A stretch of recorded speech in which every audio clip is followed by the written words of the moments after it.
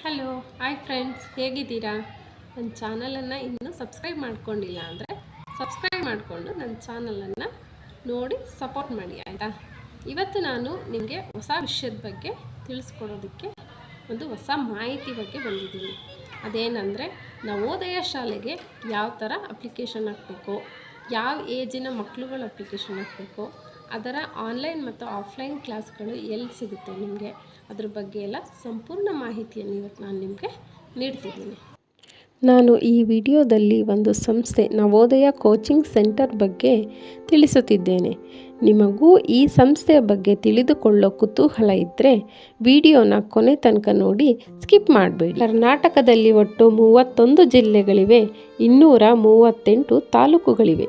ಜಿಲ್ಲೆಗೆ ಒಂದರಂತೆ ನಮ್ಮ ಚಿಕ್ಕಮಗಳೂರಿನ ಬಾಳೆಹೊನ್ನೂರಿನಲ್ಲಿ ಜವಾಹರ ನವೋದಯ ಶಾಲೆ ಇದೆ. ಈ ಶಾಲೆಯಲ್ಲಿ CBSE ಪಠ್ಯಕ್ರಮದ ಜೊತೆಗೆ ಊಟ, ವಸತಿ ಸಹಿತ ಶಿಕ್ಷಣದ ವ್ಯವಸ್ಥೆ ಈ ಶಾಲೆಯಲ್ಲಿ ಇದೆ. ಮಕ್ಕಳ ಸರ್ವತೋಮುಖ ಬೆಳವಣಿಗೆಗೆ ಈ ಶಾಲೆಯ ಶಿಕ್ಷಣ ವ್ಯವಸ್ಥೆ ತುಂಬ ಅನುಕೂಲಕರವಾಗಿದೆ. ಈ ಶಾಲೆಗಳಿಗೆ ಆನ್ಲೈನ್ ಮುಖಾಂತರ ಅಪ್ಲಿಕೇಶನ್ ಹಾಕಬಹುದು. ನಿಯಮಿತ ದಿನಾಂಕದ ಒಳಗೆ ಅಪ್ಲಿಕೇಶನ್ ಹಾಕಬೇಕು. ಪರೀಕ್ಷೆಯು ಡಿಸೆಂಬರ್ ಅಥವಾ ಜನವರಿ ತಿಂಗಳಲ್ಲಿ ನಡೆಯುತ್ತದೆ. ನವೋದಯ ಶಾಲೆಗೆ ಅಪ್ಲಿಕೇಶನ್ ಹಾಕಲು ವಿದ್ಯಾರ್ಥಿಯು ಹೊಂದಿರಬೇಕಾದ ಅರ್ಹತೆಗಳು: ವಿದ್ಯಾರ್ಥಿಯು ಸರ್ಕಾರದಿಂದ ಮಾನ್ಯತೆ ಪಡೆದ ಶಾಲೆಯಲ್ಲಿ 5ನೇ ತರಗತಿಯಲ್ಲಿ ಓದುತ್ತಿರಬೇಕು. ವಿದ್ಯಾರ್ಥಿಯು 9 ರಿಂದ 13ನೇ ವಯೋಮಾನ ಅಂದರೆ ಮೇ 2014 1 ರಿಂದ 2016 ಜುಲೈ 17 ನಡುವೆ ಜನಿಸಿದವರಾಗಿರಬೇಕು. 3ನೇದು, ವಿದ್ಯಾರ್ಥಿ ಯಾವ ಜಿಲ್ಲೆಯಲ್ಲಿ ಓದುತ್ತಾ ಇರುತ್ತಾರೋ ಅದೇ ಜಿಲ್ಲೆಗೆ ಅಪ್ಲಿಕೇಶನ್ ಹಾಕಬೇಕು ಮತ್ತು ಅದೇ ಜಿಲ್ಲೆಯವರಾಗಿರಬೇಕು.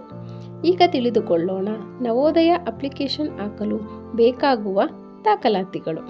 ಮೊದಲನೆಯದು ಸ್ಟಡಿ ಸರ್ಟಿಫಿಕೇಟ್. ಈ ಸರ್ಟಿಫಿಕೇಟನ್ನು ಶಾಲಾ ಮುಖ್ಯೋಪಾಧ್ಯಾಯರಿಂದ ಪಡೆದುಕೊಳ್ಳಬೇಕು. 2ನೇದು ವಿದ್ಯಾರ್ಥಿಯ ಭಾವಚಿತ್ರ. 3ನೇದು ವಿದ್ಯಾರ್ಥಿಯ ಮತ್ತು ಪಾಲಕರ ಸಹಿ. 4ನೇದು ಆಧಾರ್ ಕಾರ್ಡ್. 5ನೇದು ವಾಸಸ್ಥಳ ಪ್ರಮಾಣ ಪತ್ರ. 6ನೇದು ಜಾತಿ ಪ್ರಮಾಣ ಪತ್ರ. OBC ಮಕ್ಕಳಿಗೆ ಸೆಂಟ್ರಲ್ OBC ಫಾರಂ, SC ಅಥವಾ ST ಮಕ್ಕಳಿಗೆ ಜಾತಿ ಪ್ರಮಾಣ ಪತ್ರ.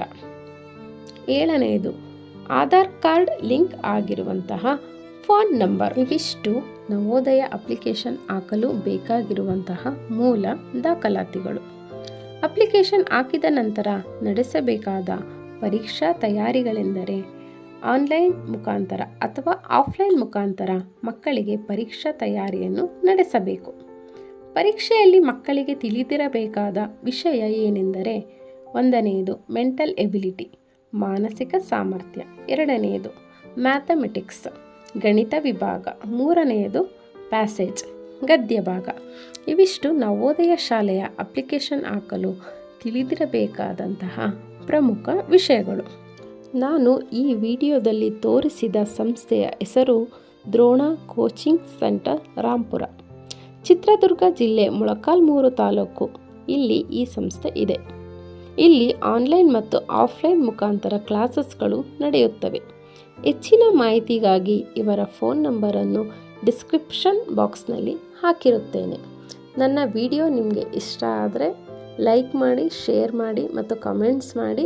ಸಬ್ಸ್ಕ್ರೈಬ್ ಮಾಡಿ ವಿಡಿಯೋನ ನೋಡಿ ಇನ್ನೂ ಹೆಚ್ಚು ಪ್ರೋತ್ಸಾಹ ಮಾಡಿ ಅಂತ ಕೇಳ್ಕೊಳ್ತಾ ಈ ವಿಡಿಯೋನ ಇಲ್ಲಿಗೆ ಎಂಡ್ ಮಾಡ್ತಾ ಇದ್ದೀನಿ. ಧನ್ಯವಾದಗಳು.